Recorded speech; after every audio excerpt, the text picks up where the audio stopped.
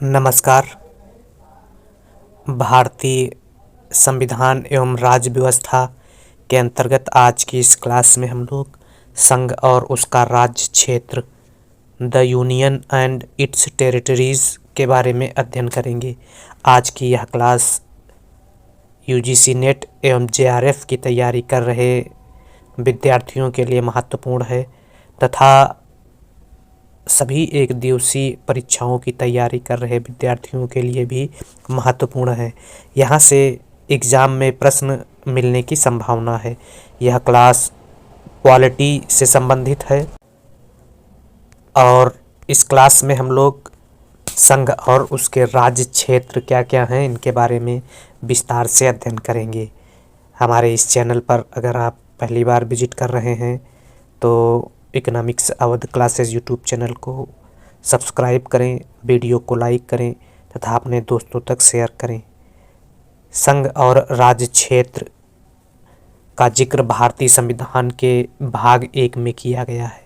भारतीय संविधान के भाग 1 में संघ और उसके राज्य क्षेत्र का वर्णन किया गया है। अनुच्छेद 1 से 4 तक संघ एवं उसके राज्य क्षेत्र के बारे में बताया गया है। संघ एवं उसके राज्य क्षेत्र के अंतर्गत बताया गया है कि भारत का संघ अविनाशी है जबकि राज्य विनाशी है। भारत का संघ अविनाशी है जबकि राज्य विनाशी है। इसका क्या मतलब हुआ? तो अनुच्छेद 1 में भारत को राज्यों का संघ कहा गया है। इसका मतलब है भारत का एक संघ है और यह संघ जो है टूट नहीं सकता है। भारत का संघ अविनाशी है का मतलब है कि कोई भी राज्य भारत से अलग नहीं हो सकता है, कोई भी राज्य भारत से स्वतंत्र नहीं हो सकता है और राज्य विनाशी है का मतलब है कि संघ सरकार को यह अधिकार प्राप्त है कि वह राज्य बना सकती है, नए राज्य बना सकती है और मौजूदा राज्य को ख़त्म कर सकती है। राज्यों का पुनर्गठन अधिनियम 1956 आंध्र प्रदेश से तेलंगाना अलग राज्य बनाने के संबंध में 2014 का अधिनियम तथा 2019 में जम्मू कश्मीर को संघ शासित राज्य बनाने के संदर्भ में यह प्रावधान जो हैं वह राज्य को विनाशी बनाने को बता रहे हैं। तो स्पष्ट है कि भारत का संघ जो है अविनाशी है और राज्य विनाशी है। संघ अविनाशी और राज्य विनाशी का यह प्रावधान संघ और राज्य क्षेत्र के भाग 1 में यह व्यवस्था करता है कि राष्ट्रीय एकता और अखंडता को बनाए रखने की व्यवस्था की गई है ताकि भारत में अलगाववाद और विघटन को रोका जा सके। तो अलगाववाद और विघटन को रोकने के लिए भारत में संघ को अविनाशी बनाया गया है और राज्य को विनाशी बताया गया है। तो इस प्रकार से भारत का संघ जो है वह अविनाशी है और राज्य जो है विनाशी है। इसका क्या मतलब हुआ समझ गए होंगे। एक लाइन में कहा जाए तो संघ विनाशी का मतलब यह हुआ कि भारत जो है वह अखंड है और इसका संघ या इसमें कोई तोड़फोड़ नहीं कर सकते हैं। लेकिन राज्य अविनाशी का मतलब हुआ, राज्य विनाशी का मतलब हुआ कि भारत सरकार या केंद्र सरकार या संघ जो है संसद में विधेयक द्वारा किसी भी राज्य में सीमाओं में परिवर्तन कर सकता है, नए राज्य बना सकता है और पुराने राज्य को किसी अन्य राज्य में विलय कर सकता है। इसलिए राज्य जो है विनाशी है और संघ जो है अविनाशी है। सिंपल है। अब भारतीय संविधान के अनुच्छेद 1 में भारत राज्यों का संघ बताया गया है और भारत राज्यों का संघ है, इसमें 3 तरह के राज्य आते हैं। 3 तरह के राज्य, जैसे राज्यों के राज्य क्षेत्र, संघ राज्य क्षेत्र और ऐसे अन्य क्षेत्र जो अर्जित किए गए हों। तो संविधान के अनुच्छेद 1 में भारत को राज्यों का संघ बताया गया है और वर्तमान में भारतीय संघ में 28 राज्य और 8 संघ राज्य क्षेत्र शामिल हैं। 28 राज्य हैं भारत में वर्तमान में और 8 संघ राज्य क्षेत्र या केंद्र शासित प्रदेश हैं। तो अनुच्छेद 1 में क्या बताया गया है? भारत राज्यों का संघ है।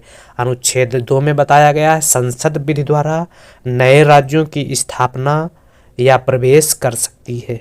संसद विधि द्वारा नए राज्यों की स्थापना या प्रवेश जो है कर सकती है। अनुच्छेद 2 में क्या बताया गया है कि संसद को संघ में नए राज्यों के प्रवेश या स्थापना के लिए विधि बनाने का अधिकार अनुच्छेद 2 में दिया गया है। इसके अलावा अनुच्छेद 3 में संसद विधि द्वारा किसी राज्य क्षेत्र में से उसका राज्य क्षेत्र अलग करके या 2 या अधिक राज्यों को या उसके भागों को मिलाकर नए राज्य का निर्माण कर सकती है। इसके अलावा किसी राज्य का क्षेत्र बढ़ा सकती है, किसी राज्य का क्षेत्र घटा सकती है। कौन यह कार्य कर सकता है? संसद कर सकती है। और किसी राज्य क्षेत्र की सीमाओं में परिवर्तन या उसके नामों में परिवर्तन कर सकती है। तो संसद जो है किसी राज्य क्षेत्र में या उसके राज्य क्षेत्र अलग करके या 2 या अधिक राज्यों को उसके भागों को मिलाकर नए राज्य का निर्माण कर सकती है। किसी राज्य का क्षेत्र बढ़ा सकती है, क्षेत्र घटा सकती है और राज्य की सीमाओं में परिवर्तन और उसके नामों में परिवर्तन कर सकती है।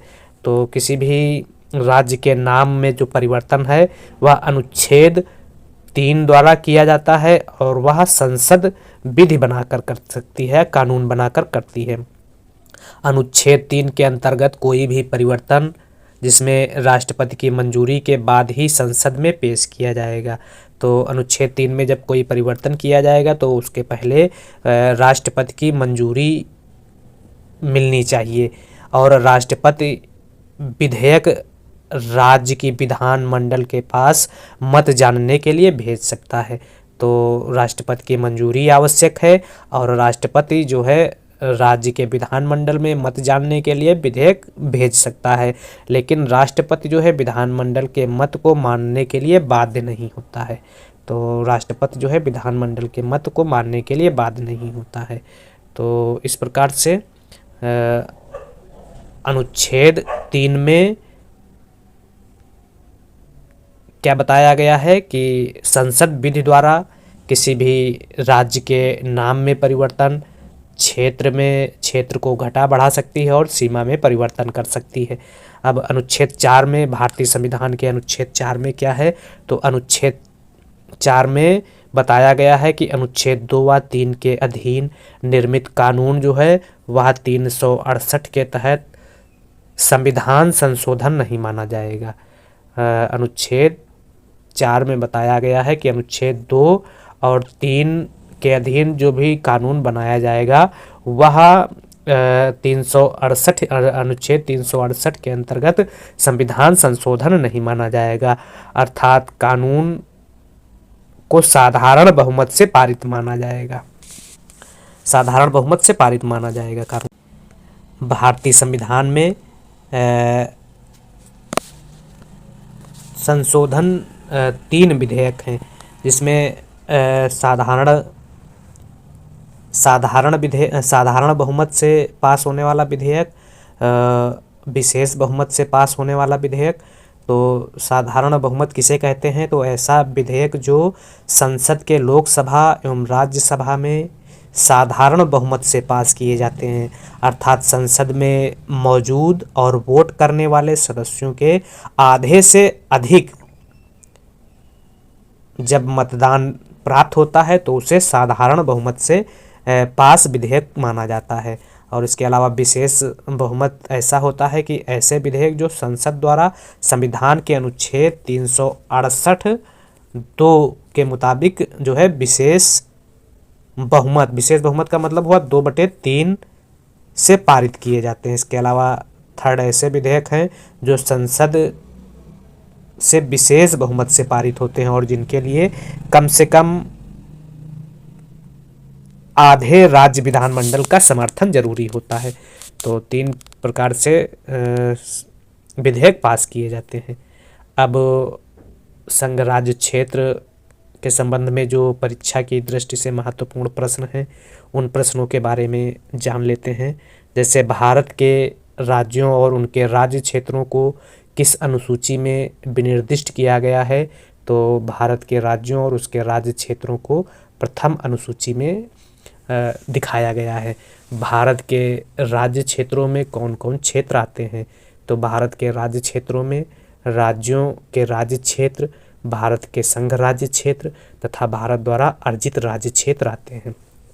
इसके अलावा किसी राज्य के क्षेत्र, नाम या सीमा में परिवर्तन करने वाला विधेयक किसकी सिफारिश पर संसद में प्रस्तुत किया जाता है, तो भी हम बता चुके हैं राष्ट्रपति की सिफारिश पर जो है कोई भी विधेयक जिसमें राज्य के क्षेत्र में परिवर्तन, नाम एवं सीमा में परिवर्तन की बात की गई होती है, तो वह संसद में प्रस्तुत करने से पहले राष्ट्रपति की अनुमति आवश्यक होती है।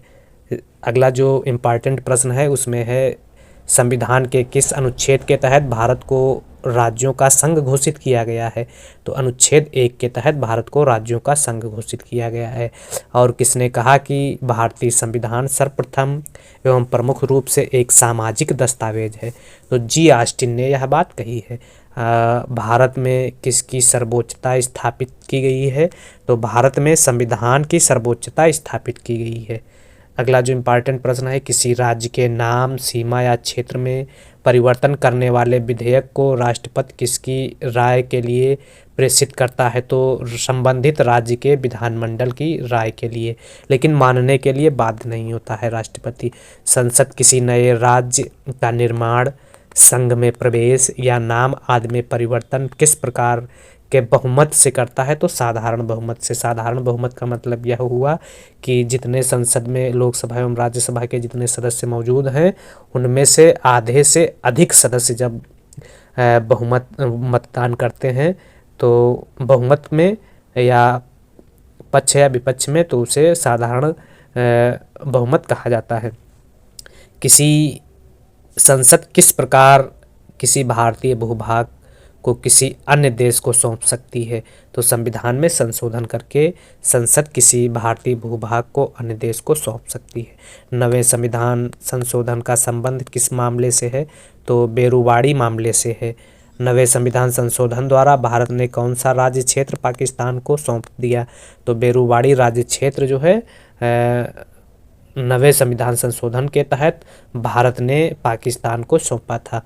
अगला जो इम्पोर्टेंट प्रश्न है, डॉक्टर राजेंद्र प्रसाद द्वारा किसकी अध्यक्षता में 4 सदस्यीय भाषाई प्रांत आयोग गठित किया गया, तो श्री एस.के. धर की अध्यक्षता में, न्यायमूर्ति श्री एस.के. धर की अध्यक्षता में। कांग्रेस कार्य समिति द्वारा राज्यों के पुनर्गठन पर सुझाव हेतु गठित जे.वी.पी. समिति ने क्या सुझाव दिए, तो जे.वी.पी. समिति ने भाषाई आधार राज्यों के पुनर्गठन की मांग को अस्वीकार कर दिया था, किंतु उसके साथ ही यह भी सुझाव दिया कि इस संदर्भ में व्यापक जन आग्रह पर विचार किया जाना चाहिए।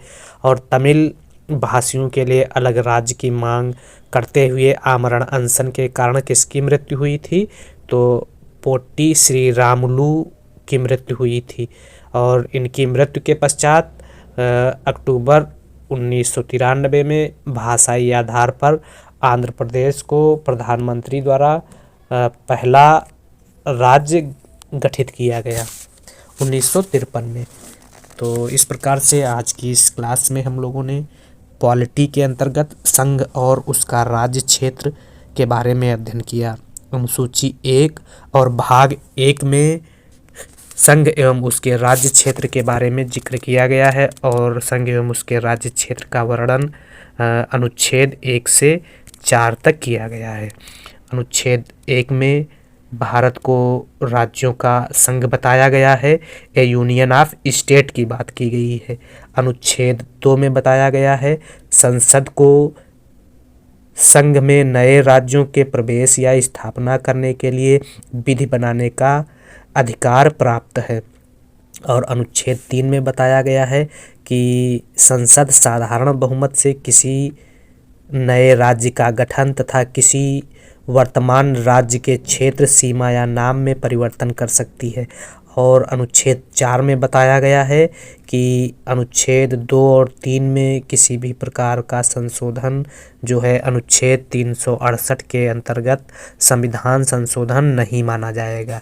तो इस प्रकार से आज की इस क्लास में हम लोगों ने भारतीय संविधान के भाग 1 अनुच्छेद 1, 2, 3 और 4 के बारे में अध्ययन किया। अगली क्लास में हम लोगों पॉलिटी के अंतर्गत भाषाई आधार पर या राज्यों का पुनर्गठन जो हुआ है उसके बारे में, भाषाई आधार पर जो राज्यों का पुनर्गठन हुआ है उसके बारे में अध्ययन करेंगे। और यह अध्ययन हम लोग 1947 में एस.के. धर समिति से प्रारंभ कर 2019 तक जम्मू कश्मीर राज्य पुनर्गठन अधिनियम के अंतर्गत क्या प्रावधान किए गए इसके बारे में अध्ययन करेंगे।